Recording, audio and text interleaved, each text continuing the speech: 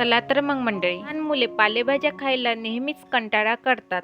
विशेष म्हणजे पालक म्हटली तर त्यांचं नाक मुरडल्या जाते.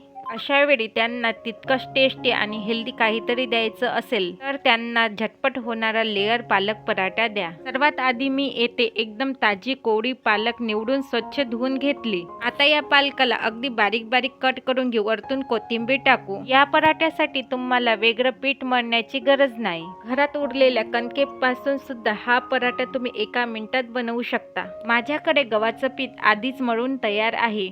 त्यातील एक मध्यम आकाराचा छान गोळा घ्यायचा. आता या ठिकाणी मी चपाती छान लाटून घेतलेली आहे. चपाती छान पातळ लाटण्याची गरज आहे. पुरी लाटून झाली की त्यावर थोडं तेल घालून सर्वीकडे छान पसरवून घ्यायचं. आता चव एकदम छान आणि लहान मुलाला आवडेल त्यासाठी थोडी लहान मुलाच्या आवडीनुसार लाल तिखट, धने पावडर आणि चवीनुसार मीठ भुरभुरायचं. हाताने हे मसाले सर्व पसरवून घ्या. म्हणजेच प्रत्येक घासाला एक जबरदस्त चव लागेल. आता या ठिकाणी चिरलेली पालक या पोळीवर छान पसरवून घ्यायची.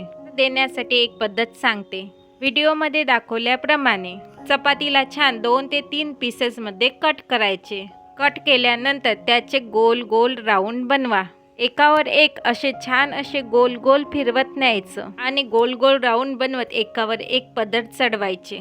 यामुळे काय होतं माहीत आहे का? पराठ्याला भरपूर लेअर पदर सुटतात. त्यामुळे तो हॉटेलसारखा पराठा दिसतो.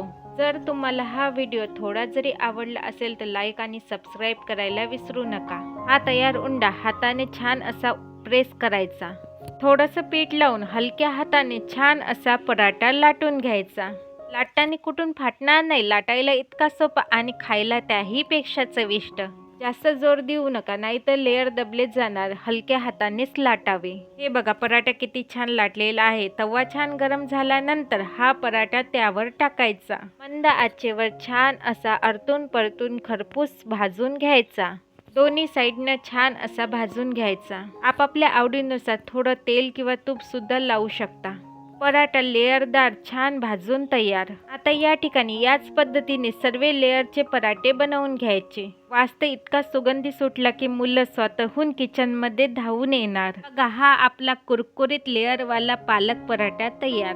पराठा दिसायला जितका सुंदर आहे तितकाच तो कॅल्शियम आणि पौष्टिक भरपूर आहे. दिवसभर मऊ आणि मुलायम राहणार. मुलाच्या डब्यात दिला तर तो आनंदाने खाणार. ही रेसिपी कशी वाटली प्लीज कमेंट. भेटू